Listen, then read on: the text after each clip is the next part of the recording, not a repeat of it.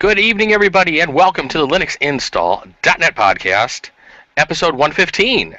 My name is Joe Luzzi. With me is my co-host for the evening, Walt Gback, and Brian is out for the evening. So Brian has kind of let the peanut gallery take over, so we're going to get to play a little tonight. Well, the cat's away, the mice are going to play a little bit tonight. So, Walt, what have you been up to with Linux for the week? We're just going to jump right into this. Linux for the week has been slow. My big project at work is we are moving appliances, servers to virtual equivalents. Okay. So I am trying my darndest to acquire one of the old boxes to upgrade my Linux toy. That's how it goes in our business. It's like, okay, what can I obtain from previous installs that are obsolete elsewhere, but I could still make use of them. Oh yeah. I went around and I got all the little, because they're all Dell, so I got that little service code, typed them all in to see what the specs were. So I already figured out which is the best one. So yeah, that's gonna be, because I mean I'm still running. It's an old Xenon. It's not even 64-bit. Oh wow. Yeah, it's like an old 2650, Dell SCSI drives and everything. It's a pretty old box, so yeah. I'm hoping to get a little updates. At least I can run 64-bit stuff, and IDE drives are a lot cheaper if I want some extra storage or whatnot. Definitely. So yeah, it's kind of funny how over the years how that has really changed, even in the enterprise market, where pretty much all servers and everything back in the day, everything was SCSI. I mean, I remember when I originally spec'd out a computer that I wanted to get back in around the year 2000 and stuff. I wanted to go with SCSI even on my home PC, just because I knew it was better performance. I mean, I knew it was going to be a premium for what I wanted back then, but it's crazy how we've definitely gotten away from that whole architecture over the years. Oh, it's ridiculous. The server I'm currently using, it's got RAID 5, but total in RAID configuration is only 200 gig. And Wow. I want to say each drive is, so what's 200 divided by 3, quick math. Those are probably 80s then, I guess, maybe, something like that, if I remember right. Probably. Or maybe 120, somewhere around there. But Yeah. they're like $300 to get a replacement. And that's just, crazy. you could get a 4 terabyte drive or better for like half that. So, well, somebody posted something on Google Plus today, and I can't remember who it was. And I don't know if I have the years right here, but they were just kind of doing a comparison. They were showing like the micro SD cards, and they were showing one that was, let's say 2004. I don't know if the years are right on this, but they were like 2004. And if you look closely, it said 128 meg, and then it said 2014, 128 gig. And it's just like, when you think about those things, back from like when, you've been doing IT for a while, I've been doing it for a while, the size things and just what has happened over the years is kind of amazing. Oh yeah. Yeah, and I mean, and that's actually one reason why, in our case, virtualization is going to help me out, because I've been running these same servers for about 10 years. The same software's on them, but those software has gone through so many revisions, the requirements are probably 3 times, of what they were originally. Oh, easily. And my original purchase was maybe double what I needed, thinking I would eventually have some expansion. So I'm trying to kill 2 birds with 1 stone, get rid of some old boxes, and not necessarily 100% future-proof, but do a little bit of a better job doing that. And then again, like I said, get me a little upgrade of my nobody needs to worry about toy.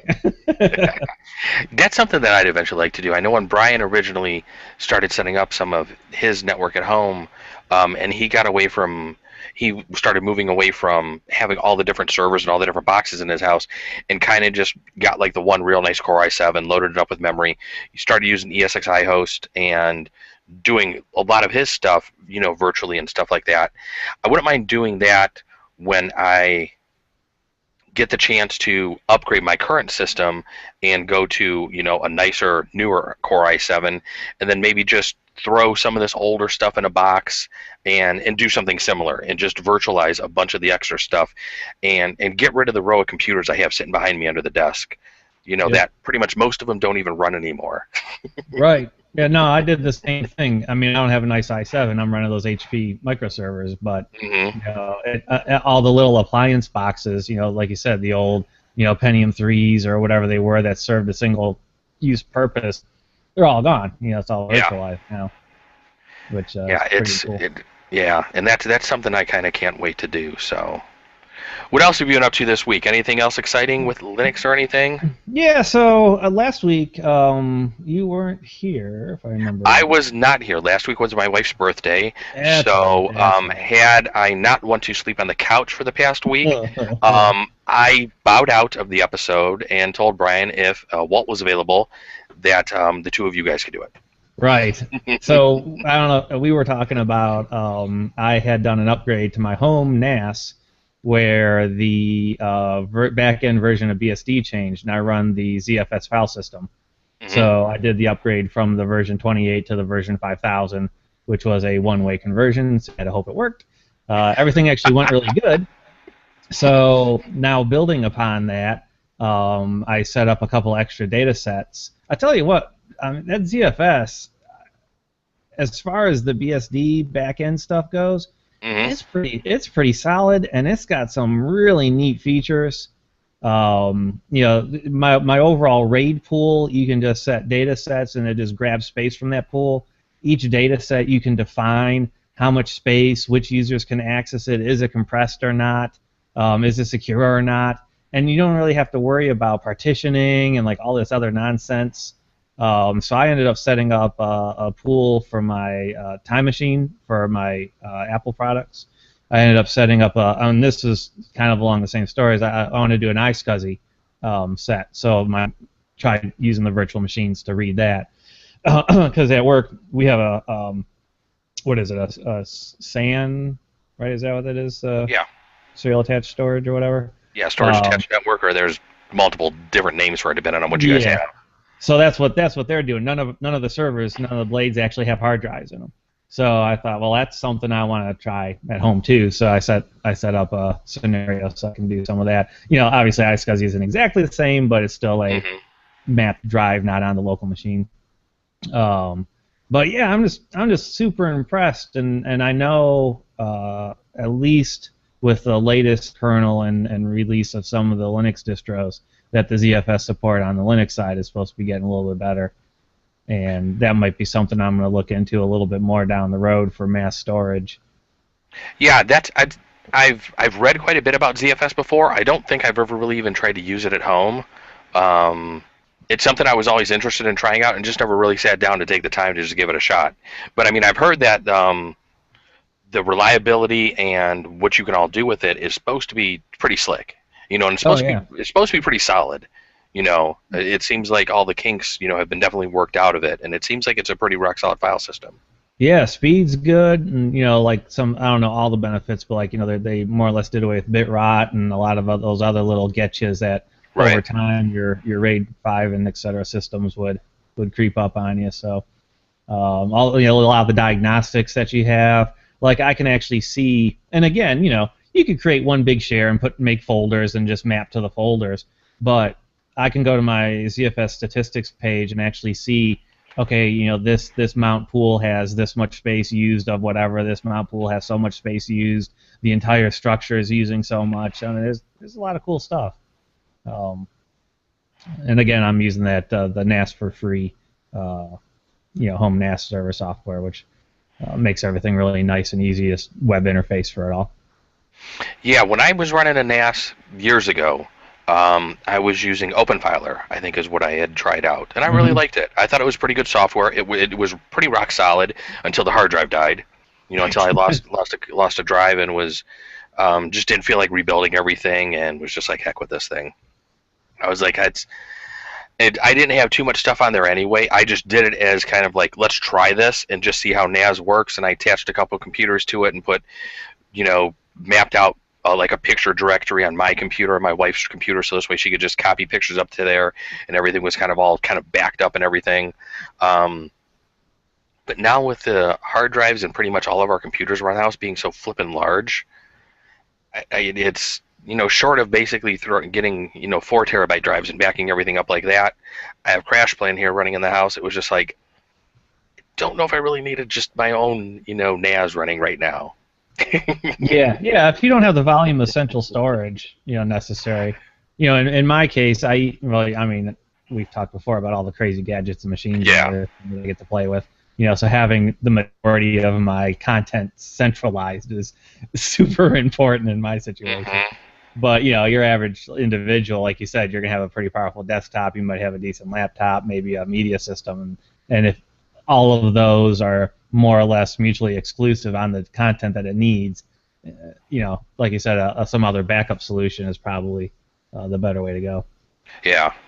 And this way Crash Plan is off-site. So That if too. anything happens to the house, hopefully I can at least get everything back. So. Yeah, that's my only get. Yeah, I do a rsync to a backup drive, and I've been Hmm. talking to a couple friends of mine where I should get a second drive, and every month just swap them. So you keep Yeah. one at their house, and then I got one here, or at my security box at the bank or something, just keep one in there, and then when you go to pay your mortgage or whatever, just swap it out or do something. But that's one step more work than I'm willing to do. Until something happens. I know. I was talking to my father, and where my mother works, they just lost a bunch of their servers. Why does it seem like I just lost my video? You're still good, Okay. at least It on was my show side. it was showing Vito on my side, which is basically like the picture I have there, and I was just like, okay, that's interesting. And I have everything turned off on my computer, but I was talking to my dad where my mom works. They lost their server. I guess the guy who was basically, I don't even want to say he was working on the server. He was just the maintenance guy. He was informed to turn the air conditioning on to keep the computer room cool where they had the computers, and never did. And I guess things overheated just a tad. Oh no. Yeah, so I guess they pretty much lost everything. And Oh, of course, nobody was, you know, they don't have anybody coming in to do regular maintenance on their equipment, and the people that were in charge of the stuff were just like, yeah, we don't need to worry about backups. We don't need backups. And I was just like, my dad's they telling me do this story, and now. I'm just shaking my head, and I'm like, mm. If I had my own business and somebody came to me like that, I would just be like, we can take care of you, but I am just going to rake in this money because I was just completely shocked. And it's a small place, but it's amazing that in this day and age that there's still people out there who just run a business and just aren't familiar with some of the things that they really need to be. They just think a computer is kind of just like, Oh yeah. it was set up by this company and it'll run. We don't need to do anything with it. Oh yeah. Oh, I mean, your average home user, that's how they roll. Oh, Yeah. exactly. And then you get however many years of the kids' pictures that all of a sudden are gone, and they don't understand why. Yeah. Yeah, because my dad was asking. He goes, so is it possible to actually get the data off the hard drives? I'm like, well, the data's probably still there. I go, I'm guessing something overheated on the server, and the data's probably still on all the hard drives. I don't know if there was RAID or anything set up. I mean, if anything, they'd have to rebuild the RAID. I go, worst case scenario, you would send the drives off to a company, and they could basically pull the platters, and for thousands and thousands of dollars, they could get the data off of there. But that type of stuff is not cheap to do. Yeah. Not at all. Yeah, The, but the you're right. Depending upon what failed, it might be yeah, as yeah, simple as re-importing the RAID into another box, and right. you know. Yeah, there was one place I worked where they actually, a customer of ours wanted the data off of their hard drive, and we actually sent it off to one of those data recovery places. Oh wow. And it was just amazing the way the drive came back. Basically, the discs came back, basically just the platters is what they sent you along with, some DVDs with some possible data that they were able to recover. Wow. I mean, so I had never seen anything like that, but the price was just crazy. I just remember it was something that I would be like, yeah, I better not have any data that's that important. So Yeah, no kidding. So that's So about it on my end. What have you been doing? Anything? I picked up a Chromecast this Oh, that's past right. week. Um, I was wanting to watch some things on my Google TV, and I have one of the original Logitech ones. So it's several years old. It hasn't been updated in quite a while. There's certain websites that I like to do stream or like watch videos from and stuff, and they've updated their Flash, and it's come to a point to where I can't even watch videos on several websites that I like to now. Hmm. So that kind of really bummed me out. So I was just looking around on Amazon and just happened to look up. I was looking at Chrome boxes, and those are still a little pricey, even the lower end ones. Yep. And I was just sitting there. I was like, God, I'd really like to have one. And then I went over to the Chromecast, and lo and behold, Amazon's having a sale. It's $30, 29.99, I think it was. I was like, what the hell? Throw it in the cart. Yeah. We're getting it. I'm done. Yeah, jump on board. So I got it all set up.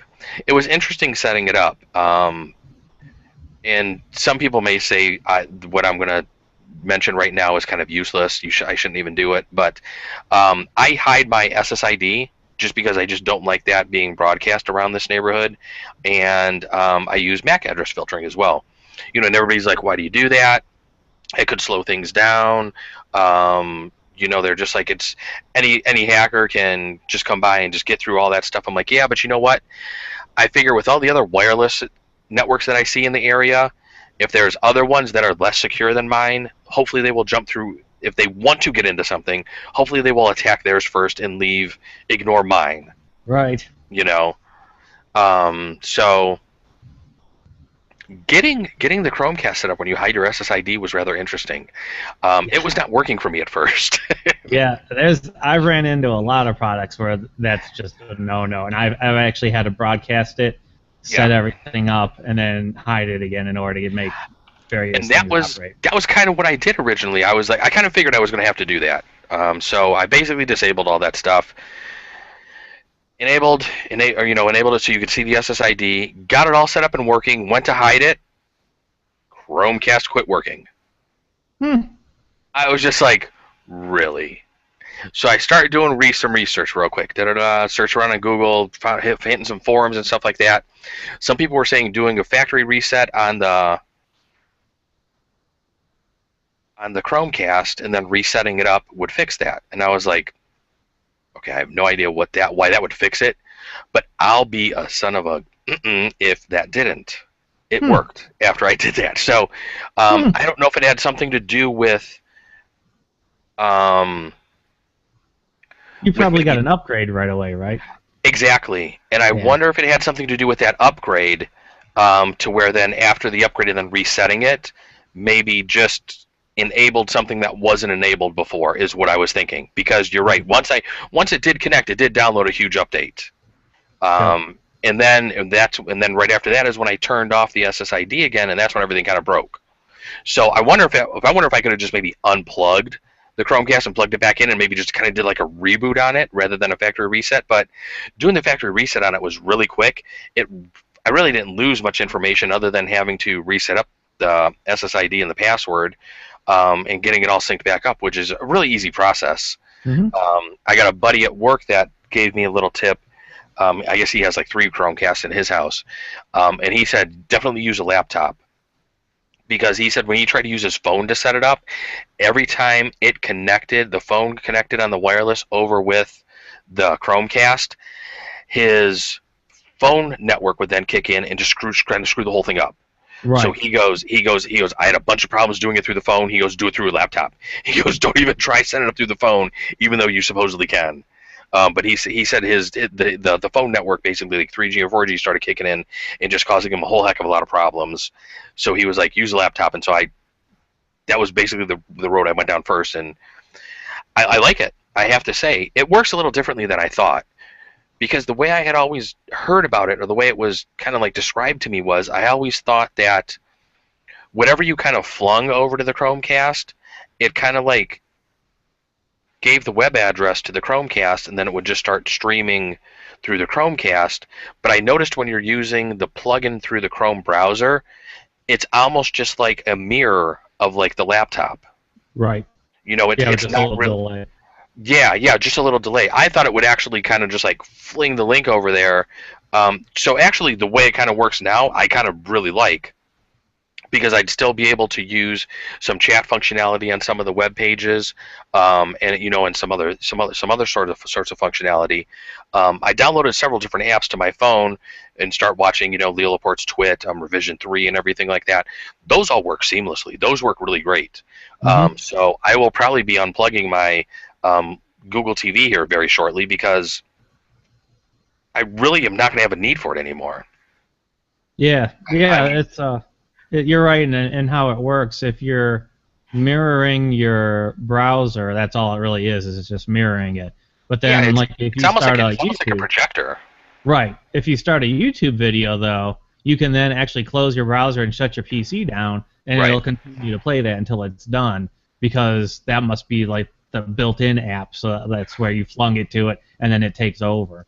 Yeah, So, and that was the sort of thing I didn't realize, that using the plugin through the Chrome browser, that was how it handled it. But then once I kind of sat down and thought about that and was using it for a little bit, I was like, I kind of don't mind this. I go, I kind of like this better this way. I mean, I have my wife's laptop down in the living room almost all the time anyway, so just being able to fling something over the TV, because she was even like, she goes, that's kind of cool, because her first question was, because she looks at Pinterest a lot. hmm. And she goes, would I be able to do something like that with Pinterest? And I go, I don't see why not. It's just a Yeah. web page. Fling it over, and because she goes, some of the pictures I like to see, she goes, I'd like to see bigger than what's on my laptop screen. She has a 17-inch damn laptop screen. I don't know how bigger she wants the damn picture, but I was like, sure, if you want it on a big TV, go for it. I told her, I go, as long as you don't mind a little bit of delay as you're scrolling through and using it, I go, in theory, I go, that should work fine. So I like it. I mean, for $30, Yeah, for the I, price, it's a pretty neat gadget. it is. It is. It's really neat. I could see why they sold out so fast. I could see why they became so popular. I mean, like I said, one of the guys that sits behind me at work, I think he has like three of them in his house. And he just loves them, because he has kids, and he'll fling something to one TV for the kid, fling something to the other TV for the wife, and everything, and he goes, it's just great. So yeah, I definitely give the Chromecast a thumbs up. I really like it. Yeah, that's cool. I mean, like I said, I still wouldn't mind getting a Chrome box, but monetarily speaking, it's eventually we'll get that. Yeah, I was looking at the Chrome boxes too because they had just came out, and I think the same day Woot had the Western Digital TV Live players on sale for $50. Hmm. And a couple of friends of mine bought those years ago when I went the Apple TV route, and I was like, well, heck, for $50, I'm going to try one of those instead. Yeah. Only because I'm still running the Apple TV 2s because I can hack them, and they only do 720p. So I thought, well, we'll see what this is all about. And I tell you what, that stupid little box will play just about anything. I was really surprised. The interface, in my opinion, sucks. It's very clunky. It's not very pretty. I found out later on that the Live is the middle version that gives you some extra streaming options, Okay. like Netflix and whatnot. But it has a default skin you cannot change, a default interface that only gives you like 2 or 3 views that you cannot change, and some other features that the Western Digital player, like the more expensive one, lets you actually do skins and different menus, and it gives you a little bit more kind of like an XBMC experience. It can pull Okay. down, all your information from the IMDb database and whatnot if you got movies or the TV shows and all that.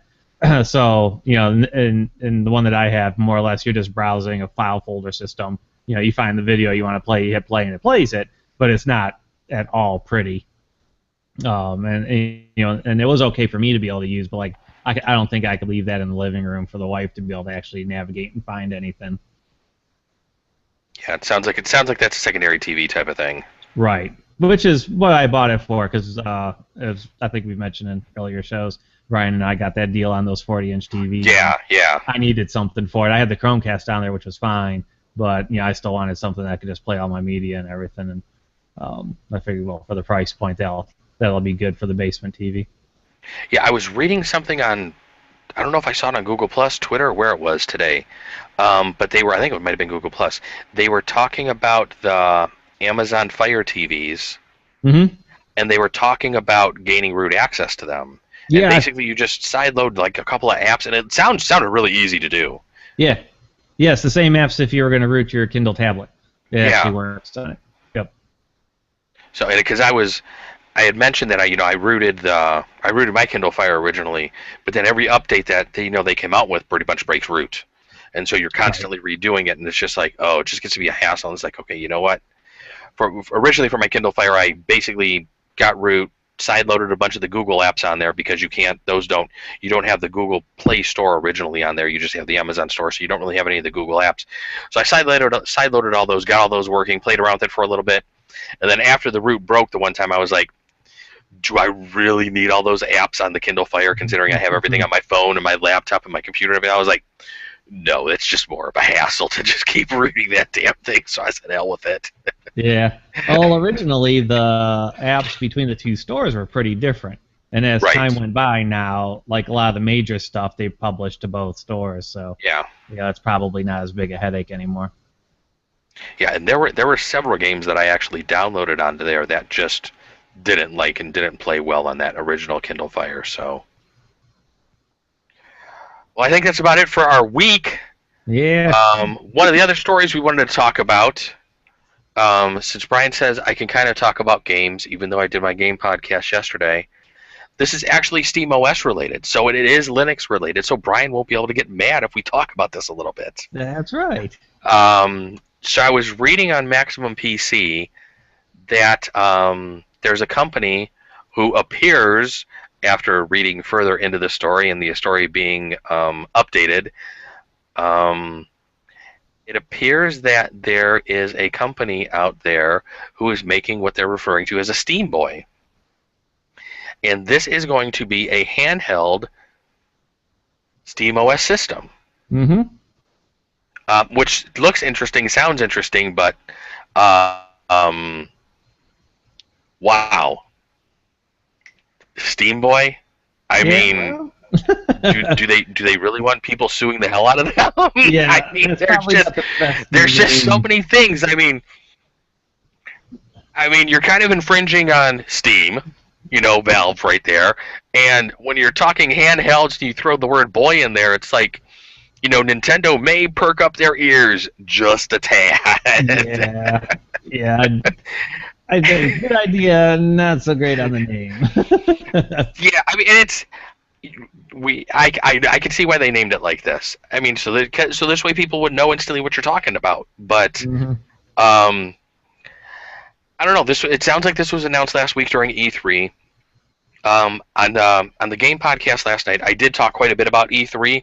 One of the things I really didn't notice in much of my research and listening to a lot of the different podcasts and shows and different talks and everything, I don't remember hearing too much about SteamOS and what Valve is doing with any of that stuff. I mean, as far as E3 related goes, considering, for those of you that don't know, E3 is the Electronic Entertainment Expo. It's usually the big time for a lot of the video game developers to come out, talk about the new stuff they're working on. I mean, I know Valve's been keeping everybody informed about their Steam boxes and the SteamOS kind of throughout the year, but you think that maybe during E3 they might have made some sort of large announcement, and I don't remember hearing anything that Valve announced during last week. Yeah, I don't. Yeah, I might be wrong, but I thought I read something over the last day or two where they delayed the production of their Steam box. Well, I thought the SteamOS was delayed going kind of live, so I'm guessing that would delay probably some of the boxes, but Like almost maybe till next year. I think I heard the same thing, and Okay. considering there's so many third-party people that are creating the Steam box, I'm really surprised that they're not really a little more adamant and defiant with Valve saying, hey, you need to get this out because we're wanting to get these devices out. Because I think I even mentioned a couple of weeks ago on the gaming podcast, I think I talked about the Steam box that was going to be put out by the company that Dell bought, Alienware. Oh, oh, And it sounds like, this is from what I read in the one article, they were basically saying that this will be the first system that they release where they're not going to be making any money off of it. It's it's going to be their least money making sort of computer, is hmm. going to be their Steam box that they're releasing through the Alienware name. And I mean, we all know, I've talked about this on a couple of different shows. Alienware, you're basically paying for the name. They are good products. They do put together some good machines, but you're definitely paying a premium for the name. I have friends that have had them before, and it's definitely a premium product. Kind of just like an Apple, I would say, where you're definitely Yeah. paying for the name. Um, but I was really surprised that they didn't have any announcements for last week. I mean, this handheld looks interesting. I watched a little video that Maximum PC had on their site, which really didn't show too much. Yeah.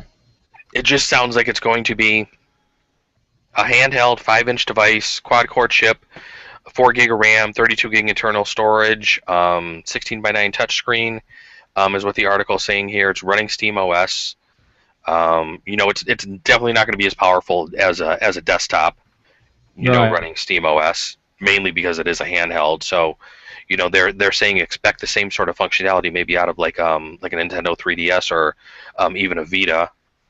Yeah. Whereas those aren't as powerful as your mainline consoles, the PS3 or the 360 or the Nintendo Wii U and stuff like that. So, See, now the difference there, though, is those handhelds have games specifically written for them, hmm where this handheld is going to be able to only play, and I'm going to use the words lower end games because that's all the hardware is going to be able to do. right, So, how many good lower end games potentially are there? yeah, and I guess it'll be interesting. I mean, I really haven't had a chance to play with Steam OS. It'll be interesting how much you can actually mod it and maybe hack the OS and maybe run different sort of programs that'll let you do different ROMs, maybe to run older style consoles, maybe like a Super Nintendo, Nintendo, stuff like that. I mean, being able to do stuff like that on a handheld would be pretty interesting. I mean, that would be kind of cool because that's what a lot of people do, with some of the handhelds anyway. They basically hack them, they turn them into basically almost like MAME machines, that are running Right. like, emulators. Oh yeah. Yep. I mean, so if you could do something like that with this, I I mean, I it's almost like what was it? Is it the Pandora project? Where is that? It was that open source handheld game system I'm not too sure about that one. that ran Linux, and they only released like there was some pre-backers or pre-orders, and all those people got one, and then the project sort of either died or they decided to revise hardware because by the time it actually got launched, they were already 2 years behind on what was current or available. But hmm basically, that's what those machines were. Is you ran all of your emulators on it, and they were Right. little handheld pocket game machines. And that was one of the things that I always wanted to get. Um, I know it was ridiculously expensive because you were basically backing the project, and you just got one.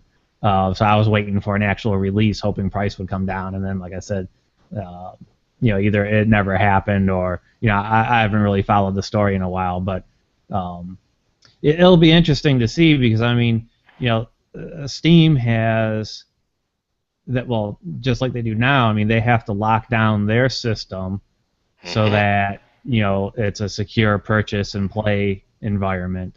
So how much of the box legitimately would be hackable, to potentially ruin that system, Right.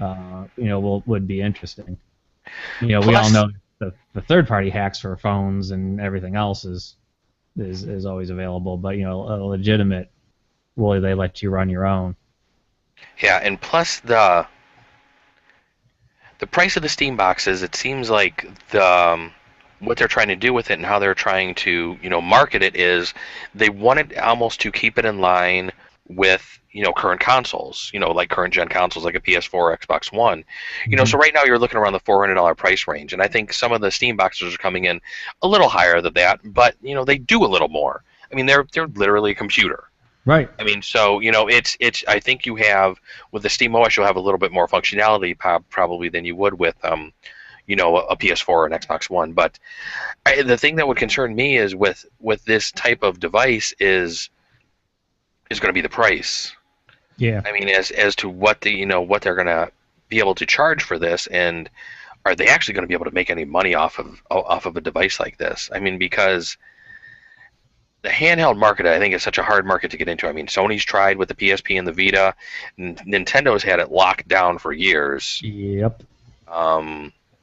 And with phones being used now on the mobile market as well, and people playing so many phone games. Although, I mean, I've talked about this on the video game show podcast before.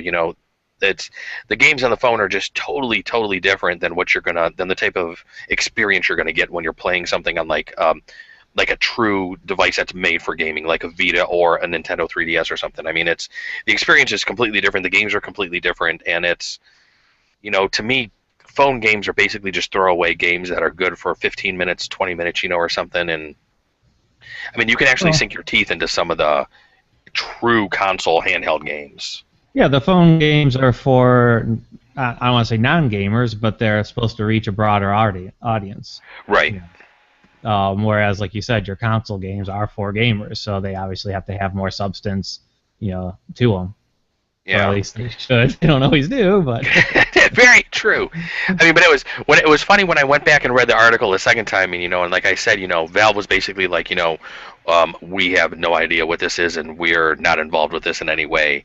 When I read that, I was like, ooh, okay. I was like, that's. It'll be interesting to see what comes out of this now and what Valve actually has to say, and if they go after them for any sort of compensation or anything. So this will be a story we'll have to.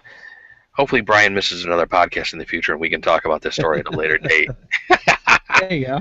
So hey, we'll bring it back around to Linux. I was reading a similar article. It's funny you said that Alienware, the Dell is going to be doing that because they just announced that they're going to have a couple of new Inspiron series laptops that are going to come pre-installed Ubuntu.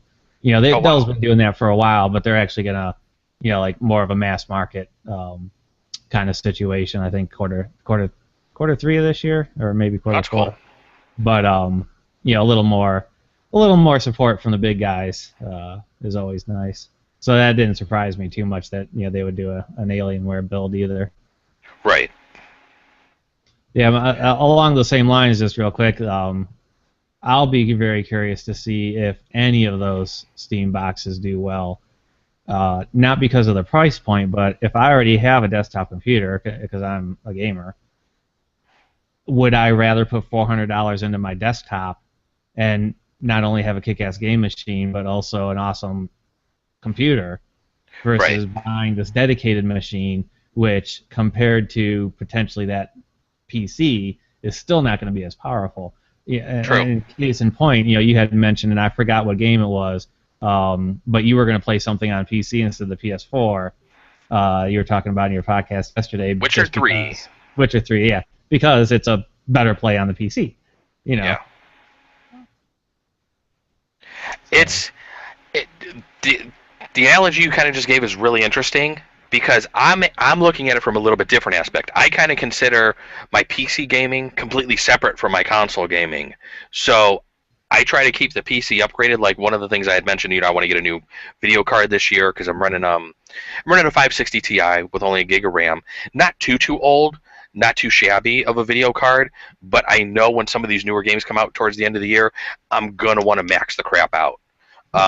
So I'm gonna want a better video card. I mean, so I'll hand this video card down to my parents, my uncle, or somebody who has a really old card, and I can just do a quick upgrade for them, and they'll be fine. But the way I'm kind of looking at the Steam box and purchasing one, and how I may try to justify it maybe in my mind, and then try to finagle it into the wife's head here. I normally pick up all the consoles, so right now I'm under the conundrum is I have the PS4 already. Is there anything really coming out on the Xbox One that I want, or would I maybe rather get a Steam box instead of the Xbox One, and maybe in my entertainment center I have a PS4 and a Steam OS box?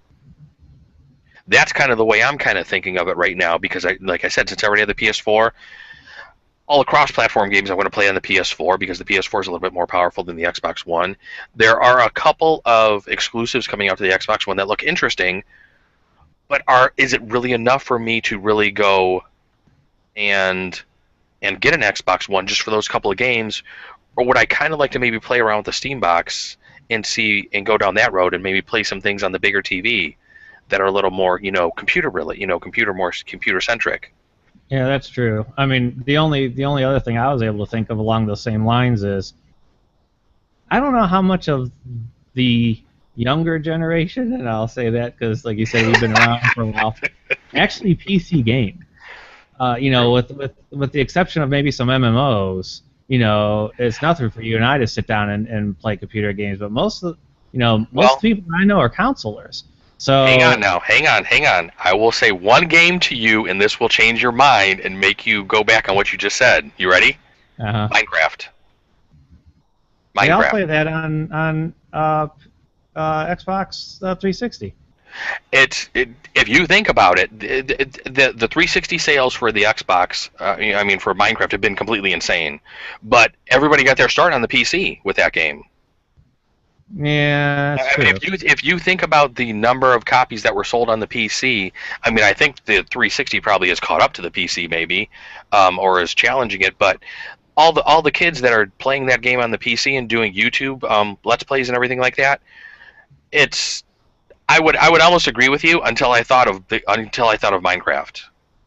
Yeah, there's just so many kids out there that play that damn game, and yeah, but do they have their own game PC, or do they just go, Dad, I want to use your machine to make my bricks? That's true. that they could just be playing on Pops' PC. You never know. Right. But yeah, I guess there's a whole thing going on with Minecraft right now where Mojang is changing some of the rules for running servers and changing some of the EULAs and the end user license agreements. If you haven't read some of that stuff, I'll probably be talking about that next week on the Video Game Podcast. Oh, cool. There's some interesting tweets going on from Notch and everybody around the whole Minecraft game. So it's interesting. I will say. Also, I'm going to save that. It's a little tease for the What I'm Playing Now podcast next week, which I'm going to throw out there real quick. So there you go. All right. Do we have anything else to talk about? We've been chatting for a while. We're well over a half hour, I think. Yeah, I think we're good for today. All right. So in conclusion, follow us on Twitter, Linux Install, or at Linux Install. We have a Google Plus community. It is at plus.google.com/sign, and then the plus symbol, Linux Install net/posts. Check out some of our other work. I have the Video Game Podcast, like I said. I'm at whatamplayingnow.com. Walt has his website, gvac.com, jevack.com. That's it. I think we got a wrap. I don't think we destroyed the show too much, even though Brian was gone. We'll find out when he gets back. So, Walt, let's end the show like we always do. What should everybody go do? Install some Linux. All right, everybody. Have a good week. We'll see you later. See ya.